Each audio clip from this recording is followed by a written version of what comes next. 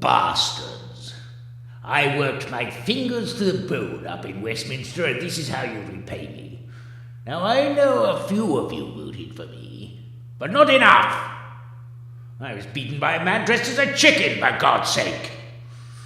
Now, I know there are issues. My expenses probably influenced you somewhat, didn't they? Now, I tried to explain these costs were incurred as part of my work as your MP. The second home, the third home, the fourth, fifth, and sixth homes, the skiing, and the prostitutes.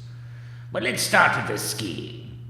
I was researching into avalanches. It's a local issue here in the Cotswolds that not many people pay much attention to, but I felt it was important enough to spend 3 months studying avalanches. I didn't see any, but I was on hand to witness them and the reaction and emergency services if they did happen.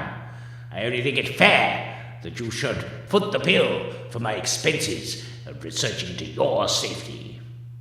As for the prostitutes, well, the 5 of them, I was doing some research as part of my position as on the panel for health and safety. Yeah, the results were in fact invaluable. Those harnesses do leave welts.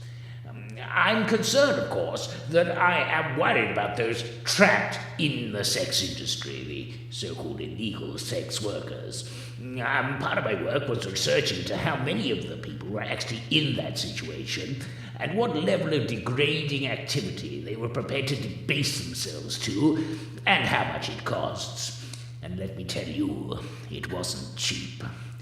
These people make a lot of money. If there's anyone else out there who's made as much of them as from somebody like me who isn't doing research, well, I think they are doing very well, and the person not doing the research obviously has some sort of problem. On to the issue some of you had with cocaine. Now, I know that many of you think my recent arrest under the Possession of Drugs Act was a bit of an off-putter as far as your votes were concerned. Now, I put it to you that I was not actually in possession of the drugs at the time of arrest. Technically, they were the rent boys, and I am vindicated of this by the statement of the police themselves, who located the so-called stash located between his buttock cheeks. Accusations have been made that they tried to remove my nose at the time of the raid from the said buttock cheeks, and this was simply there to stop the evidence from falling to the floor, thus obeying the law of gravity.